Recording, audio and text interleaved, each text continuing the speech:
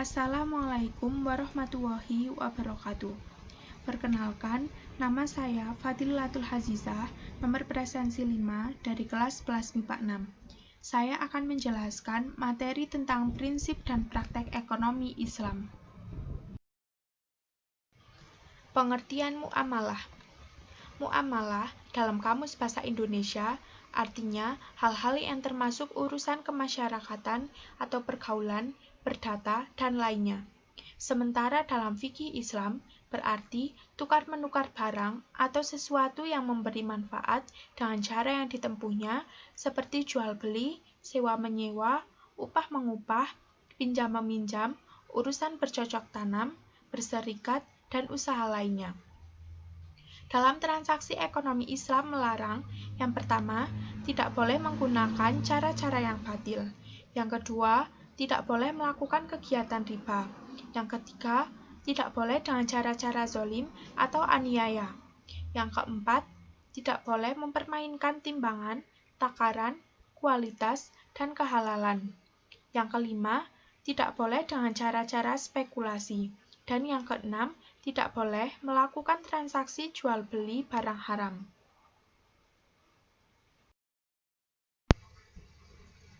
Macam-macam muamalah. Yang pertama adalah jual-beli.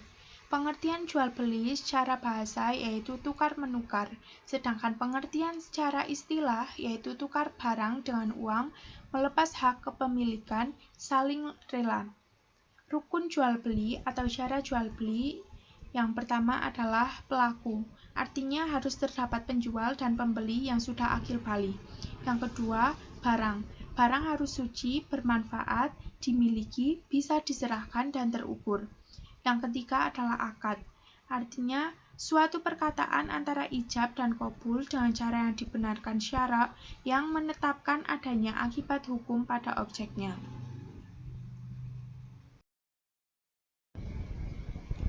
Melakukan jual-beli dibenarkan sesuai dengan firman Allah. Bismillahirrahmanirrahim.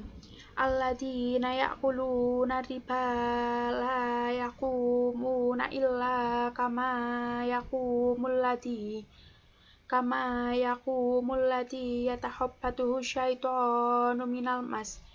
Dzalika bi annahum qalu innamal bai'u mithlur riba. Wa ahallallahu al-bai'a wa harrama riba.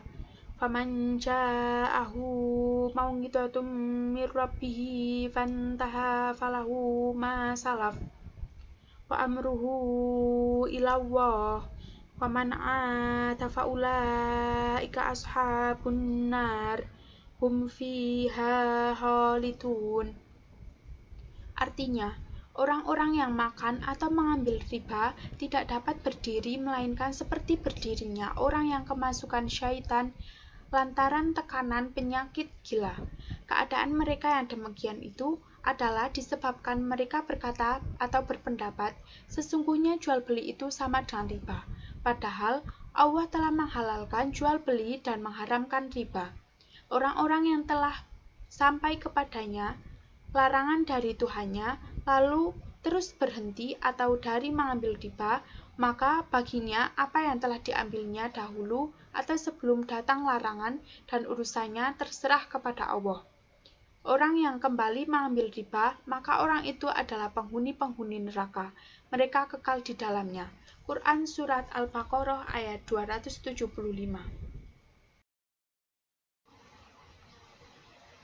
Perilaku atau sikap yang harus dimiliki penjual dan pembeli, yaitu A. Berperilaku benar, B. Menepati amanah, C. Jujur, D. Khiyar. Khiyar dibedakan menjadi 3. Yang pertama, khiyar majelis, artinya hak menentukan pilihan bagi kedua belah pihak, penjual dan pembeli, untuk melangsungkan jual beli atau membatalkan selama masih di tempat atau majelis jual beli. Yang kedua, khiyar syarat. Kedua orang yang sedang melaksanakan transaksi jual-beli mengadakan kesepakatan menentukan syarat atau salah satu di antaranya menentukan hak khiyar sampai waktu tertentu. Yang ketiga, khiyar aid. yaitu hak untuk membatalkan atau melangsungkan jual beli bagi kedua belah pihak yang berakad, apabila terdapat sesuatu yang cacat pada objek yang diperjualbelikan tetapi tidak diketahui pemiliknya ketika akad berlangsung. Riba adalah bunga uang atau nilai lebih atas penukaran barang. Macam-macam riba dibedakan menjadi 4, yaitu A. Riba fadli. Artinya adalah pertukaran barang sejenis yang tidak sama timbangannya. B. Riba kordi adalah pinjam-meminjam dengan syarat harus memberi kelebihan saat mengembalikan. C.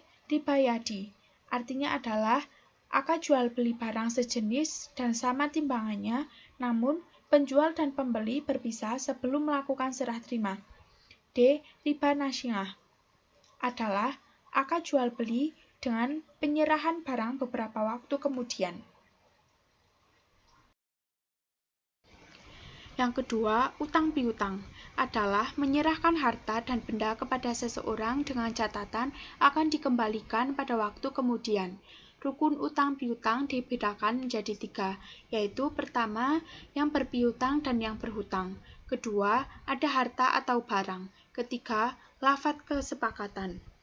Bismillahirrahmanirrahim. Wa in kana du usratin fanadiratun ila maisarah wa an tasaddaqu khairul lakum in kuntum ta'lamun. Artinya, dan jika orang berhutang itu dalam kesulitan, maka berilah tenggang waktu sampai dia memperoleh kelapangan. Dan jika kamu menyedekahkan, itu lebih baik bagimu jika kamu mengetahui. Quran Surat Al-Baqarah ayat 280. 3. Sewa menyewa.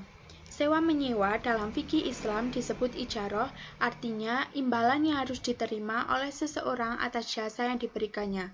Dasar hukum ijarah dalam firman Allah.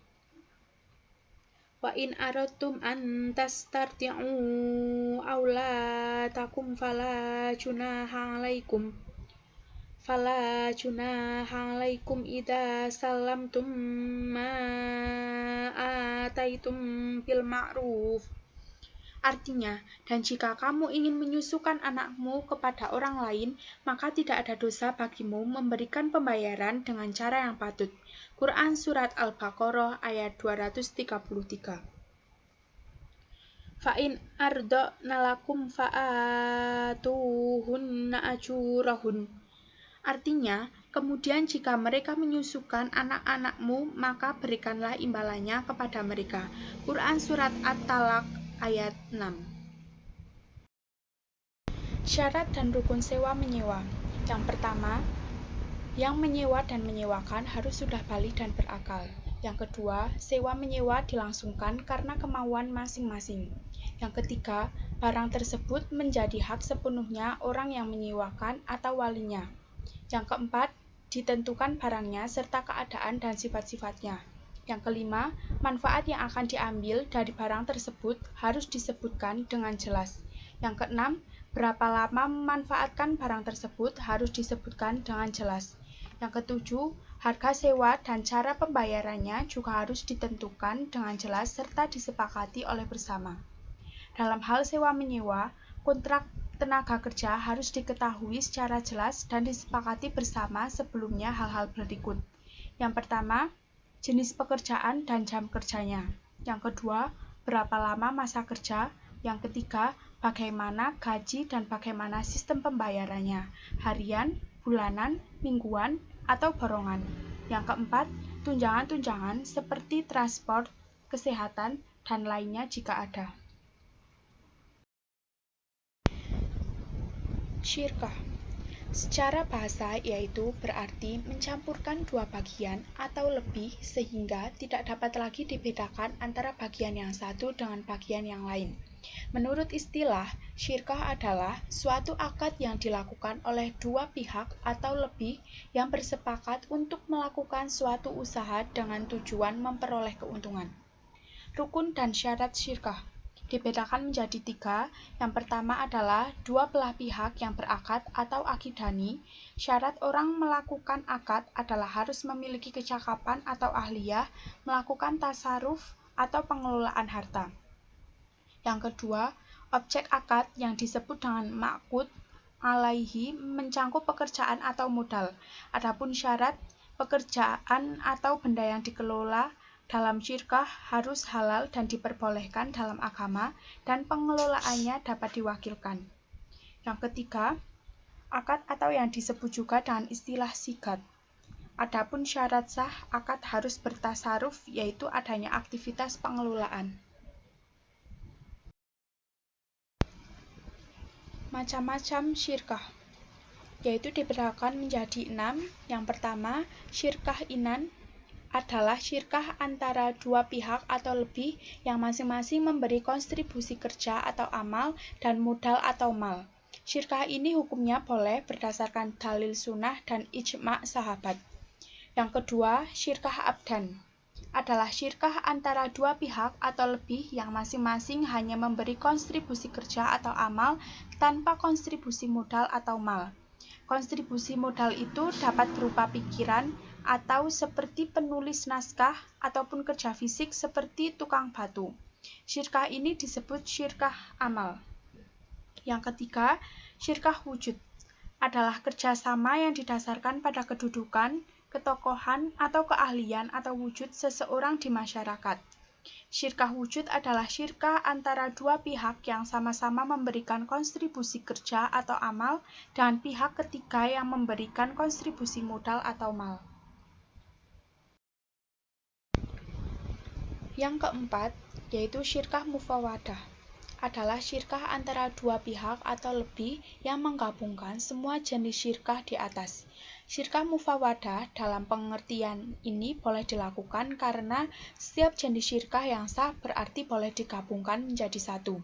Keuntungan yang diperoleh dibagi sesuai dengan kesepakatan, sedangkan kerugian ditanggung sesuai dengan jenis syirkahnya, yaitu ditanggung oleh para pemodal sesuai dengan jenis syirkah inan dan ditanggung pemodal saja jika berupa mufawadah atau ditanggung para mitra usaha berdasarkan persentase barang dengan yang dimiliki jika berupa syirkah wujud. Yang kelima, mudharabah adalah akad kerjasama usaha antara dua pihak. Pihak pertama menyediakan semua modal atau sahibul mal dan pihak lainnya menjadi pengelola atau mudharib. Keuntungan dibagi menurut kesepakatan, sedangkan kerugian ditanggung oleh pemilik modal selama bukan kelalaian si pengelola. Yang keenam, musaqah, muzoro'ah, dan muhobaroh. A. Musaqah adalah kerjasama antara pemilik kebun dan petani. Pemilik kebun menyerahkan kepada petani agar dipelihara dan hasil panennya nanti akan dibagi dua menurut persentase yang ditentukan. B. Muzoro'ah dan muhobaroh adalah kerjasama di bidang pertanian antara pemilik lahan dan petani penggarap. Dalam kerjasama ini, benih tanaman dari petani. Sementara muhobaroh adalah kerjasama di bidang pertanian antara pemilik lahan dan petani penggarap. Dalam kerjasama ini, benih tanaman berasal dari pemilik lahan.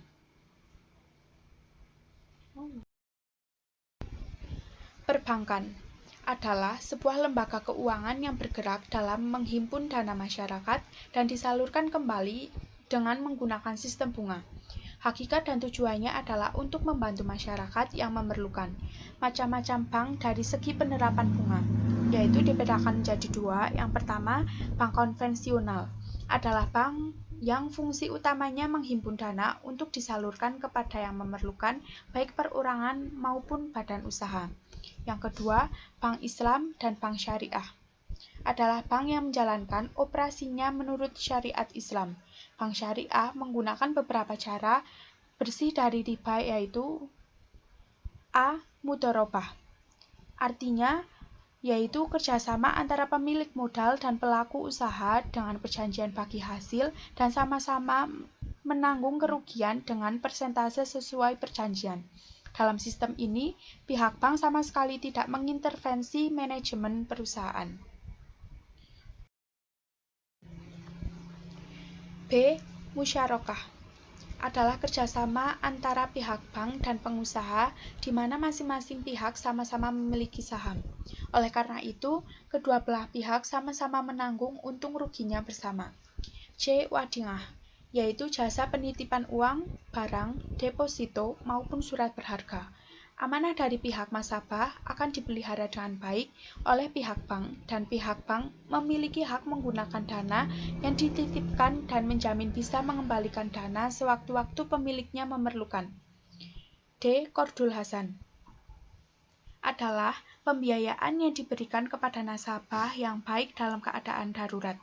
Nasabah hanya diberikan kewajiban mengembalikan simpanan pokok pada saat jatuh tempo. Biasanya, layanan ini diberikan kepada nasabah yang memiliki deposito di bank tersebut sehingga menjadi wujud penghargaan.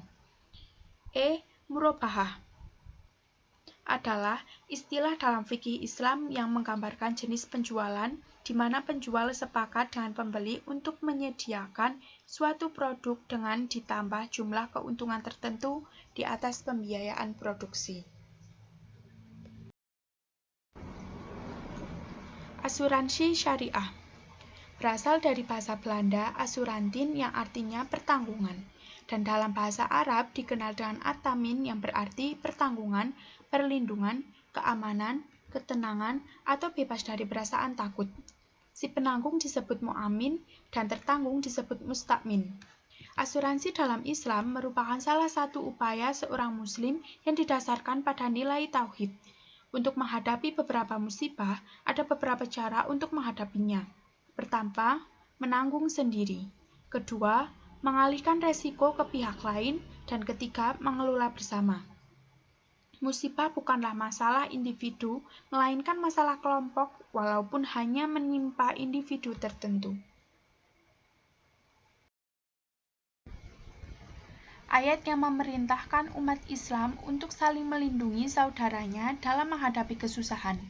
Wa ta'awanu 'alal birri wat taqwa wa la ta'awanu 'alal itsmi wal 'udwan wattaqullah. Artinya, dan tolong-menolonglah kamu dalam mengerjakan kebajikan dan takwa, dan jangan tolong-menolonglah dalam berbuat dosa dan permusuhan.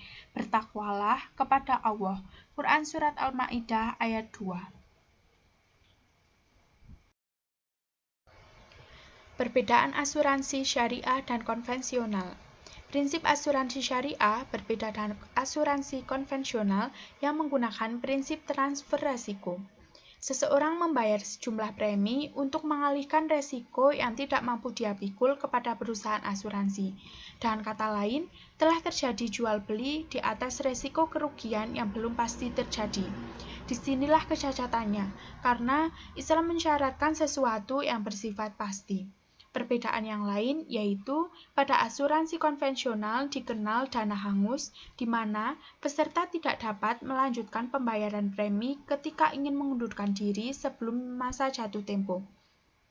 Dalam konsep syariah, tidak mengenal dana hangus. Peserta yang baru masuk sekalipun ingin mengundurkan diri, maka dana atau premi yang sebelumnya dapat diambil. Apabila sebagian kecil dana atau premi diniatkan untuk sumbangan, maka tidak dapat diambil.